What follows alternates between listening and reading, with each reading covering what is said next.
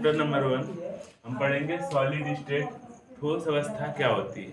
ठोस अवस्था पढ़ने से पहले हम थोड़ी क्या कर लेते हैं, उसके पहले वाली चीज जान लेते हैं कि अवस्थाएं क्या होती हैं। हमारे पदार्थ की अवस्थाएं कितनी होती हैं? पदार्थ की अवस्थाएं मुख्य रूप से 3 होती हैं, लेकिन वो 5 होती है ना। उसमें प्लाज्मा भी आ जाता है, अनिष्टी वाला भी वो भी आ जाता है। जैसे कि हम मुख्य रूप से पदार्थों को कितने भागों में पढ़ते हैं? 3 भागों में पढ़ते हैं। पहला क्या होता है? ठोस होता है। दूसरा क्या होता है? लिक्विड। और तीसरा गैस होता है। ठोस की क्या होती है? आकार और आयतन। आकार और आयतन क्या होता है? निश्चित होता है। और लिक्विड का जो आकार होता है वो अनिश्चित होता है, और आयतन क्या होता है? निश्चित होता है। गैस का दोनों अनिश्चित होते हैं। तो हमें पढ़ना है सॉलिड स्टेट। 12th का चैप्टर है। इस चैप्टर में हम क्या करेंगे? सिर्फ सॉलिड स्टेट के बारे में पढ़ेंगे। सॉलिड स्टेट क्या होता है, अवस्थाएं कैसी होती हैं, कितने प्रकार के सॉलिड स्टेट होते हैं ना, इसके बारे में हम थोड़ी सी पढ़ेंगे। ठीक है, पढ़ेंगे आज। अंतराणविक बल। अंतराणविक बल हमारा दुनिया का हर कोई जो भी पदार्थ है उस पर कुछ ना कुछ बल लगता है। चाहे हमारी पृथ्वी हो, चाहे हम हो, चाहे हमारे पृथ्वी पे रहने वाले जीव जानवर, चाहे उनके भी, चाहे मतलब निर्जीव वस्तुएं हो, चाहे कुछ भी, हर वस्तु के पास क्या होता है? हर वस्तु में कुछ ना कुछ बल लगता है। और हमारे पदार्थों में इसी तरीके से बल लगता है, जिसका नाम होता है अंतराणविक बल। अंतराणविक बल पदार्थ में लगता है, लेकिन पदार्थ में सबसे ज्यादा किस पदार्थ में लगता है? तो ठोस में लगता है। किस में लगता है? ठोस में लगता है। सबसे ज्यादा ठोस में लगेगा, उससे कम लिक्विड में लगेगा, और सबसे कम लगता है गैस में। क्योंकि गैस के जो अणु होते हैं वो मतलब फ्री होते हैं, कहीं भी जाने आने के लिए स्वतंत्र होते हैं। लेकिन लिक्विड के जो होता है वो कम फ्री होते हैं, किसके तुलना में? गैस के तुलना में। लेकिन जो हमारा सॉलिड होता है, इसके अणु इतने चिपके रहते हैं, इतने चिपके रहते हैं कि ये क्या होते हैं? स्वतंत्र नहीं रहते हैं कि कहीं आने जाने के लिए। इसीलिए क्या होता है कि हमारे जो ठोस होते हैं कठोर होते हैं। जो ठोस होते हैं क्या होते हैं? कठोर होते हैं। क्यों कठोर होते हैं? क्योंकि इनके बीच लगने वाले बल, जो लगने वाला बल होता है, क्या अंतराणविक बल जो होता है वो सबसे अधिक होता है, क्योंकि इसी के वजह से क्या होते हैं? ठोस होते हैं। और जो हमारा होता है लिक्विड, वो आकार तो निश्चित होता है। क्यों अनिश्चित होता है? क्योंकि हमने ये मान लीजिए 1 लीटर पानी ले लिया।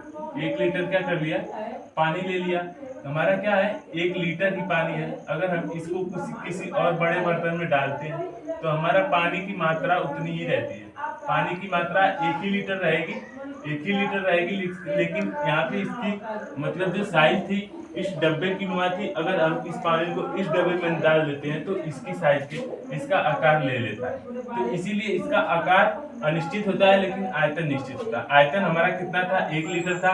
तो हर जगह डालोगे जितना पानी उतना ही पानी रहेगा, बढ़ेगा नहीं। तो हमारा कहने का मतलब ये होता है कि आकार तो अनिश्चित रहता है, लेकिन आयतन निश्चित रहता है। क्यों निश्चित रहता है? कि जितना पानी रहेगा अगर किसी बर्तन में डालोगे आप, उतना ही पानी रहेगा, बढ़ेगा। अब गैस क्या होता है? गैस दोनों अनिश्चित होते हैं। क्यों अनिश्चित होते हैं? क्योंकि इसके जो अणु होते हैं वो क्या होते हैं? बहुत ही ज्यादा स्वतंत्र होते हैं कहीं आने जाने के लिए। ये बहुत ही ज्यादा क्या होते हैं? स्वतंत्र होते हैं, फ्री नहीं रहते हैं। फ्री ही रहते हैं, फ्री रहते हैं। ठीक है, ये क्या रहते हैं? फ्री रहते हैं कहीं भी आने जाने के लिए। इसीलिए ये क्या होते हैं? ये दोनों के दोनों अनिश्चित रहते हैं। क्यों फ्री रहते हैं? क्योंकि अगर हम क्या करते हैं, किसी रूम में अगरबत्ती जला देते हैं, किसी रूम में क्या करते हैं, अगरबत्ती जला देते हैं, तो अगरबत्ती का धुआं पूरे रूम में क्या होता है? फैल जाता है और खुशबू देने लगता है। अगर इसी तरह आप सेंट को देख लिए, सेंट की डिब्बी हम इस क्लास में खोलते हैं तो पूरे कमरे में क्या होती है? महक जाती है। क्योंकि उसके जो अणु होते हैं बहुत ही ज्यादा फ्री होते हैं, एक स्थान से दूसरे स्थान तक जाने के लिए, या तो पूरा कमरे में जाने के लिए। ठीक है, लेकिन आयतन के अणु उतना नहीं मतलब फ्री होते हैं जितना गैस के अणु फ्री होते हैं। आयतन के अणु क्या होते हैं? विसरण करते हैं, विसरण फैलते हैं। विसरण क्यों फैलते हैं? क्योंकि इनमें अंतराणविक बल जो होता है गैस की तुलना में थोड़ा अधिक लगता है, लेकिन हमारे जो सॉलिड है उसकी तुलना में कम लगता है। इसीलिए इसके आकार और आयतन, आकार तो अनिश्चित रहता है, लेकिन आयतन निश्चित रहता है। इसी की वजह से, किसी वजह से जो हमारा अंतराणविक बल लगता है, इसी की वजह से हमारे पदार्थ का आयतन आकार का पता चलता है। अब देखिए, अंतराणविक बल के कारण सॉलिड जो होता है हमारा, इसमें आकार भी अनिश्चित रहता है और आयतन भी अनिश्चित रहता है। क्यों रहता है अनिश्चित? क्योंकि जो उसके अणु होते हैं, क्या होते हैं? उसके अणु क्या रहते हैं? उसके मान लीजिए ये अणु है, ये अणु है, इसके अणु इतने सटे रहते हैं, इतने पास पास रहते हैं और इतने मजबूती के साथ जुड़े रहते हैं जिसको क्या बोलते हैं, उस बल को क्या बोलते हैं, अंतराणविक बल बोलते हैं। उस बल को क्या बोलते हैं, अंतराणविक बल।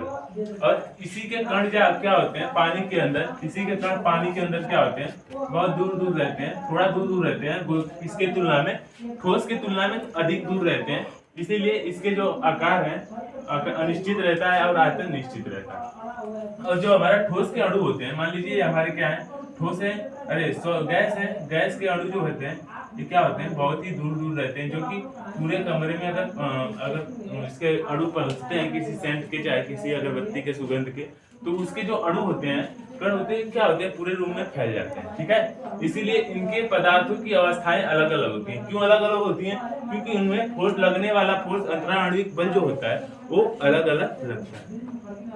अब क्योंकि हम पढ़ रहे हैं सॉलिड स्टेट 12th चैप्टर का, तो ये सब पीछे क्लास में पढ़ा दिया गया है कि हमारा जो पदार्थ होता है कितने प्रकार का होता है, उसके मतलब चरित्र क्या होते हैं, सब पूरे पीछे वाली क्लास में पढ़ चुके हैं आप 11th में।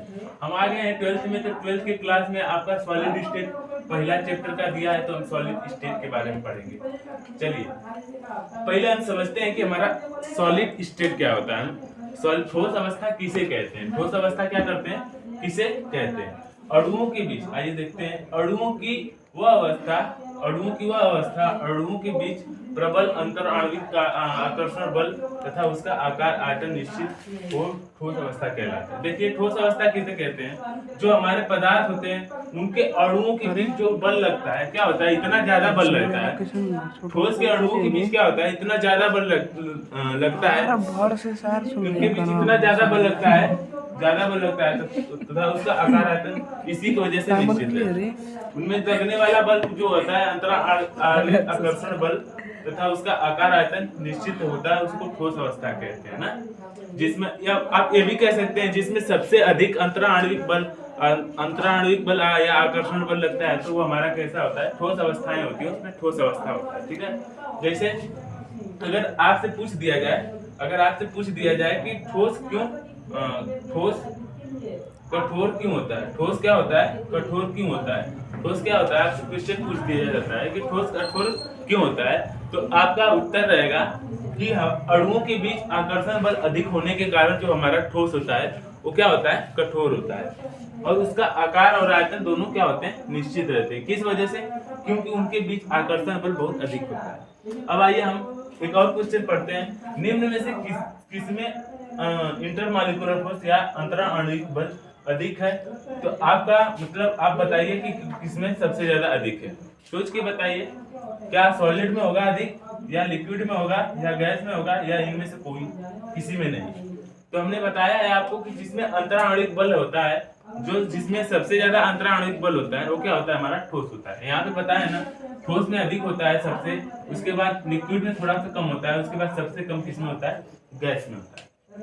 तो हम इस क्वेश्चन का आंसर जवाब आसानी से दे सकते हैं कि हमारा जो ठोस होता है उसमें अंतराणविक बल क्या होता है, अधिक होता है। ये हमारा राइट आंसर हो जाएगा। ठीक है, राइट आंसर हो जाएगा। चलिए आगे के क्लास में हम ठोस के वर्गीकरण के बारे में पढ़ेंगे। ठोस की क्या होती है, ठोस के वर्गीकरण या ठोस का कितना भाग होता है, वर्गीकरण या ठोस का कितना भाग। ठोस को दो भागों में बांटा गया है, क्रिस्टलीय भागों में और अक्रिस्टलीय भागों में। ठोस को क्रिस्टलीय भागों में और अक्रिस्टलीय भागों में क्या कर दिया गया है, बांट दिया गया है। क्रिस्टलीय भाग किसे कहते हैं, जिनके अणु क्या होते हैं, एक समान रूप में क्या होते हैं, बॉन्डेड मतलब बंधे रहते हैं, और जो अक्रिस्टलीय होता है उसके अणु क्या होते हैं, एक निश्चित अनुपात में क्या होते हैं, नहीं जुड़े रहते हैं।